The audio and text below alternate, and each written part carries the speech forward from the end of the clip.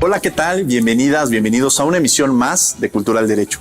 Mi nombre es Diego Guerrero y el día de hoy tenemos un invitado de lujo, Eduardo Ramírez, el senador Eduardo Ramírez, que también es estudiante de nuestra Facultad de Derecho, un hombre comprometido con la cultura.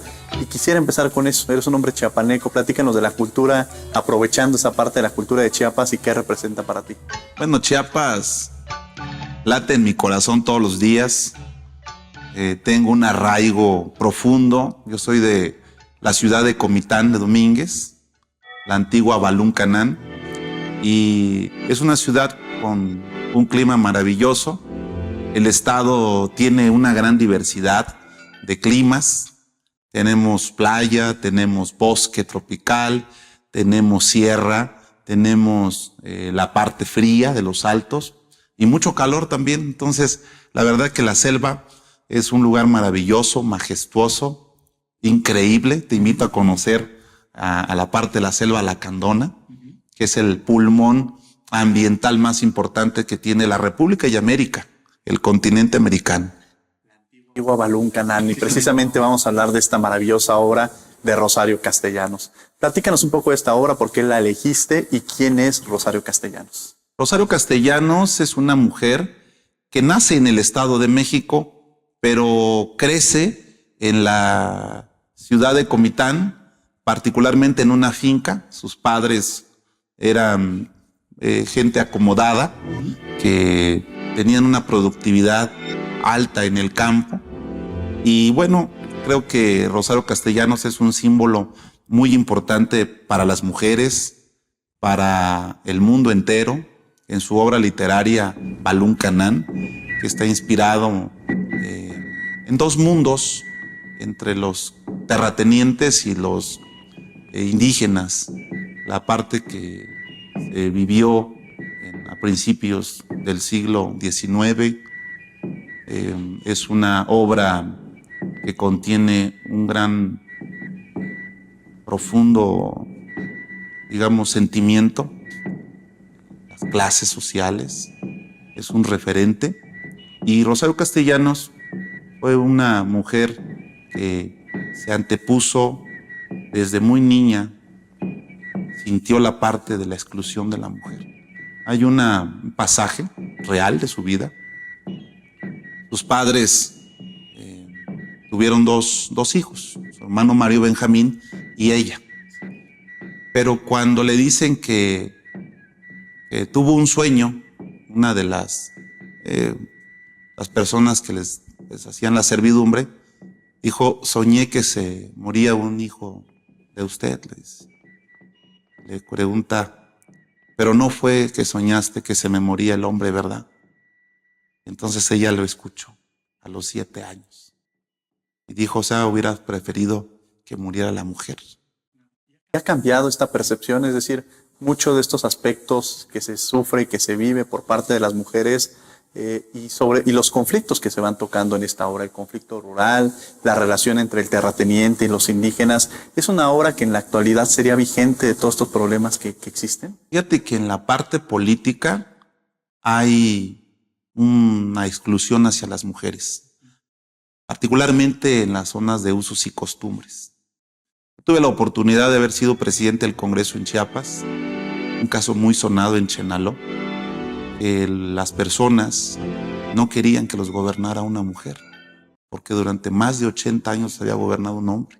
Bueno, yo fui motivo de un secuestro, lo vivo con mucha intensidad y sobre todo vivo en carne propia la violencia de género contra la mujer, la violencia política de exclusión.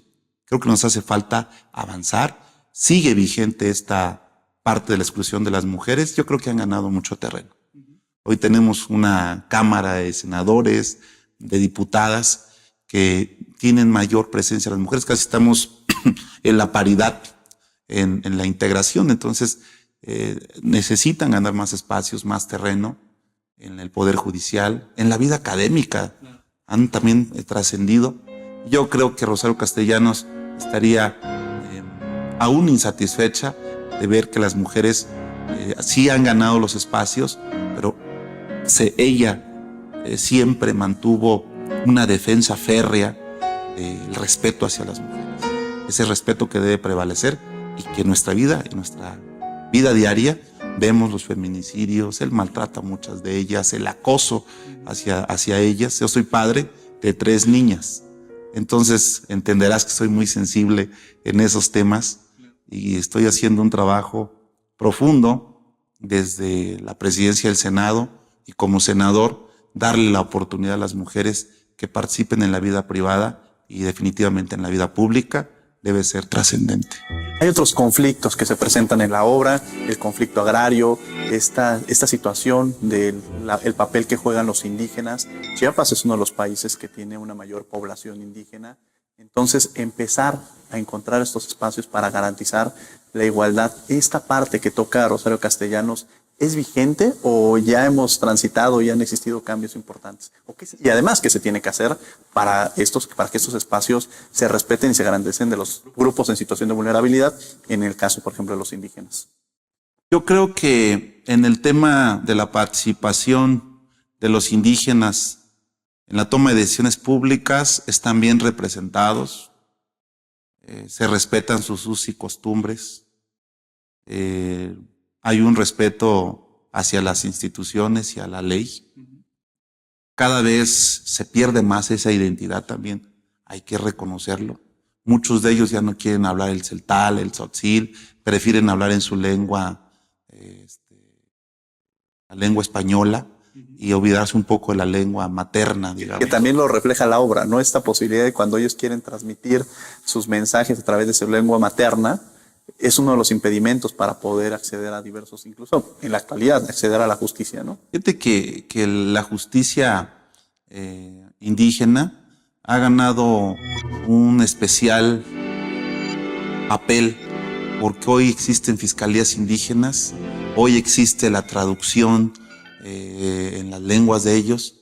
Sin embargo, también fueron objeto de ser utilizados, de ser muchos de ellos procesados penalmente sin haber cometido un ilícito por la simple y sencilla razón que a veces no aprenden el español. Hoy ya los indígenas, no solamente de Chiapas, sino de México entero y de América Latina, llevan a cabo su lengua materna. Desde el sistema educativo se les va enseñando la parte en la lengua y también la enseñanza del español. Creo que hay que ser más profundo en este sistema educativo, hacerlo más eficaz, darles esa identidad de orgullo, que muchos de ellos lo tienen, también hay que reconocer, pero muchos de ellos también ya no quieren estar en esa etapa de la vida, ¿no? Claro, porque además es cambiante, ¿no? O sea, la sociedad vamos cambiando, nos vamos adaptando. Los personajes, platícanos de los personajes de esta obra de Balún Canal. Bueno, es una niña de 7 años. Hay quienes dicen que es una narrativa propia o es una autobiografía de Rosario Castellanos. Es una familia Argüello, una familia que tiene pues posibilidades económicas, son terratenientes, ¿no? Hay una narrativa extraordinaria. La obra se ve en una parte pasada y también la parte del presente, que se combinan en una lectura muy rica, muy sensible, y que sí te cambia una perspectiva cuando concluyes de leerla, con mayor sensibilidad hacia los problemas. Es una obra de 1957, entonces sí hay una parte de una época de nuestro país con esta época que marca la nueva etapa de la mujer en el mundo entero. El papel que además tiene la mujer y todos los aspectos que se tocan en esta obra. Vamos a un corte y regresamos aquí a Cultura del Derecho. Los invitamos a que nos sigan en las redes sociales. Facebook e Instagram como Cultural Derecho y en Twitter como Cultural Derecho. No te vayas.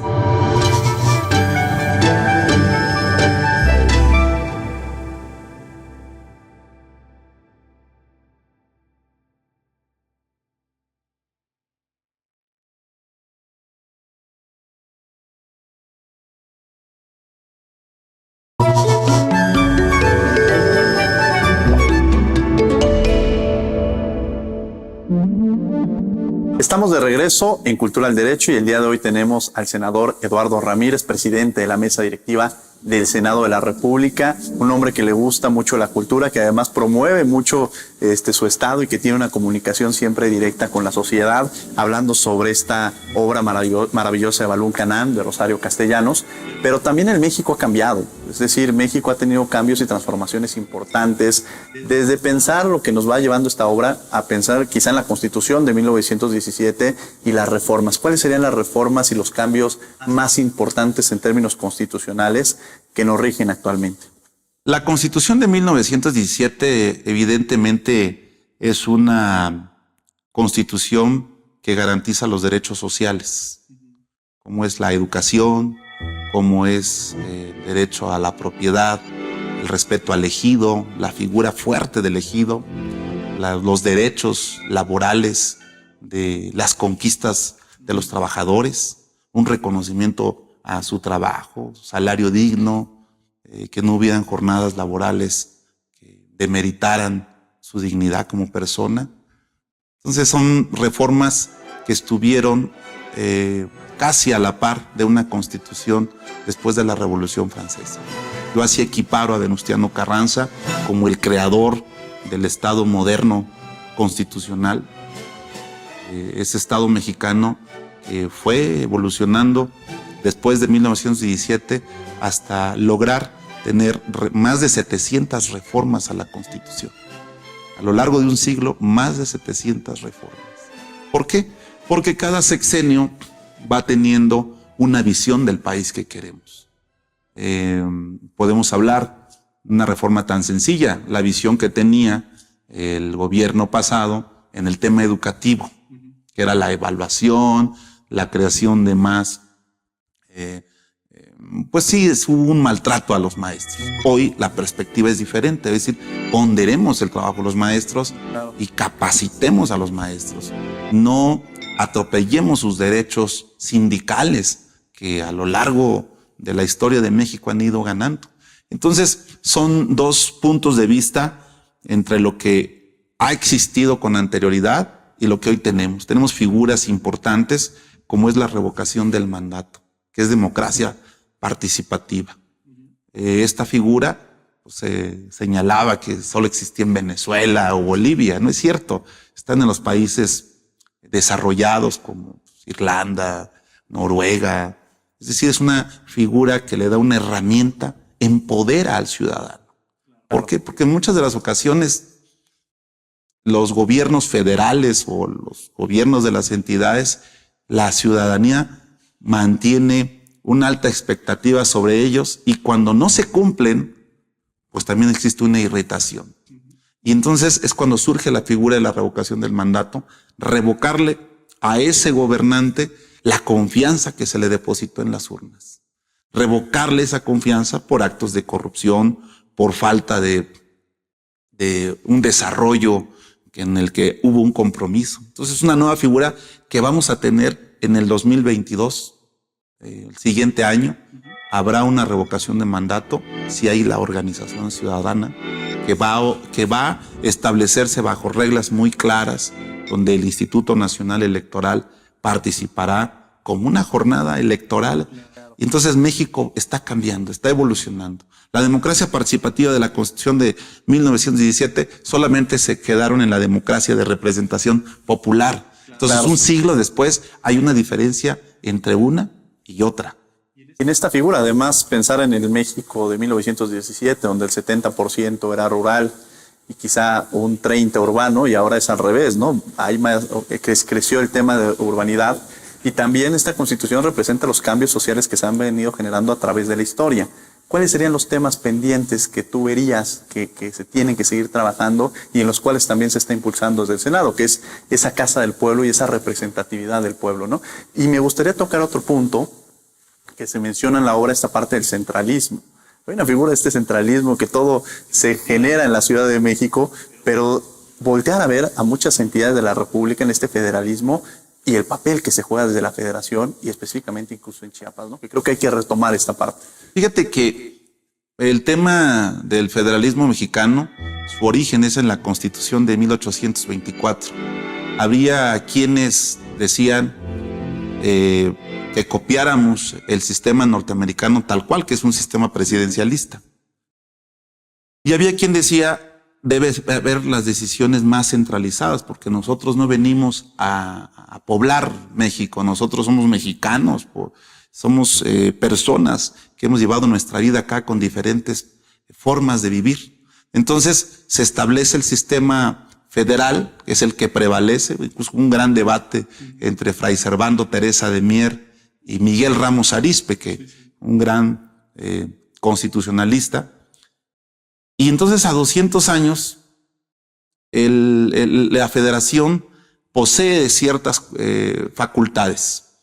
Pero cuando hablamos del federalismo es respetar los 3 niveles de gobierno, respetarnos en el ámbito de nuestra esfera de la responsabilidad del gobierno municipal, del gobierno estatal y del gobierno federal. Hay cosas que deben ser exclusivas de la federación, como el tema de los impuestos federales, la convención hacendaria ha sido un tema recurrente con los gobernadores de las entidades y llegan al Senado y pues es muy claro y es muy conciso. Todos los impuestos que se recuperan de diferentes partes de nuestra república dicen, bueno, es que en la distribución del gasto, Monterrey o Nuevo León, en este caso Nuevo León, aporta más que lo que aporta un estado en el sur, Chiapas, por ejemplo. Yo he sido siempre un defensor del federalismo porque Chiapas aporta si bien es cierto no tenemos una gran aportación en impuestos, también es cierto que aportamos en el medio ambiente, en la generación y la conservación natural, en la generación de energía eléctrica. Tenemos 2 presas, como es La Angostura, como es Chicoacén, que se generan la energía eléctrica y eso se aporta para la República. Entonces, nuestra aportación debe ser a partir de una comunión donde el federalismo se debe ver como una distribución del gasto con equidad, con justicia y con una parte de sentido más humano, más responsable para dotar de infraestructura a muchas comunidades del sur de la República que todavía no tienen los principales servicios como es el agua potable, como es la energía eléctrica, como es los caminos. Es decir, hay que apostarle al federalismo. Yo no creo en la parte del centralismo. No creo que debe ser el país de un solo hombre. No puede, no debe ser. Y nosotros desde el Senado de la República tenemos la obligación de mantener el pacto federal y defenderlo. ¿Por qué leer esta obra de Rosario Castellanos para cerrar con este bloque? ¿Qué importancia tiene leer esta obra y por qué invitarías a quienes nos están viendo a que descubran más de Rosario Castellanos? ¿Por qué leer a Rosario Castellanos? Porque Rosario Castellanos fue una mujer adelantada en su época, fue una gran diplomática que estuvo en Israel, allá falleció y allá existe una cátedra que se llama la Cátedra Rosario Castellanos en la Universidad de Jerusalén. Entonces, si es una mujer que trascendió en la vida del mundo, hay que copiar, hay que leerla para poder entenderla y hay que entenderla para poder poner en práctica lo que ella ha luchado por las mujeres de México y del mundo entero. Vamos a un corte, estamos hablando con Eduardo Ramírez sobre muchos temas, sobre esta obra de Balum Canán de Rosario Castellanos y regresamos aquí a Cultura del Derecho, no se vayan.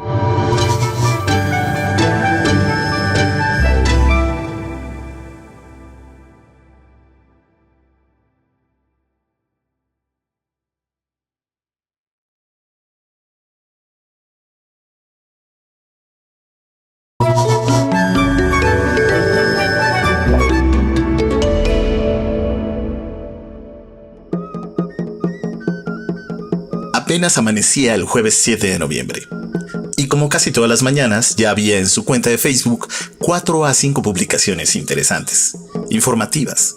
Una de ellas alusiva al Día del Ferrocarrilero, otra dedicada al pueblo de Bavispe y otra más que tenía entre las respuestas una de Juan Armando Rodríguez Castro, quien horas más tarde sería detenido, acusado de cometer un feminicidio, el suyo.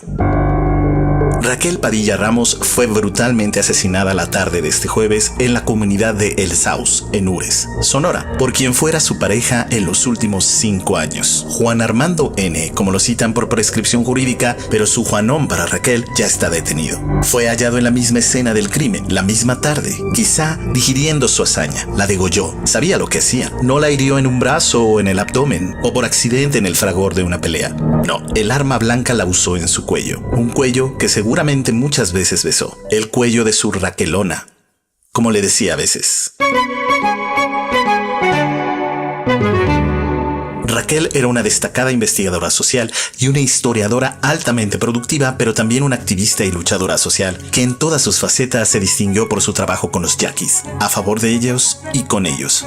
El 10 de noviembre de 2019, el Instituto Nacional de Antropología e Historia, INAH, lamentó profundamente el fallecimiento de Padilla Ramos. Recordó que la especialista contaba con estudios de licenciatura en antropología, con especialidad en historia y maestría en etnohistoria, ambas por la Universidad Autónoma de Yucatán, y era doctora en etnología por la Universidad de Hamburgo e integrante del Sistema Nacional de Investigadores. El INAH destacó que los pueblos indígenas y su lucha histórica fueron plasmados en diversas publicaciones, entre las cuales destacan Los partes fragmentados, narrativas de la guerra y la deportación yaqui, Los irredentos parias, los yaquis, Madero y Pino Suárez en las elecciones de Yucatán, y las diversas ediciones del Libro de Misiones del Noroeste de México.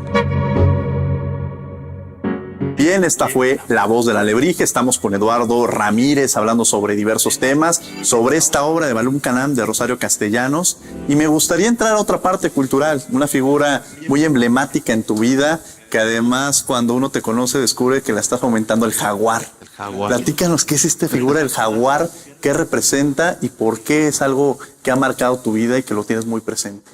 El jaguar ha marcado mi vida, primeramente porque en la cultura maya, el jaguar es un símbolo de autoridad, es un símbolo de deidad entre el inframundo y el mundo terrenal. Es un símbolo donde se creía que el dios Sol se hacía como una especie de conversión hacia el animal del jaguar. El jaguar es un animal fuerte, es un animal que respeta a los demás animales, o sea, no es un felino porque se encontró ahí algo y lo va a comer o lo va a desbaratar.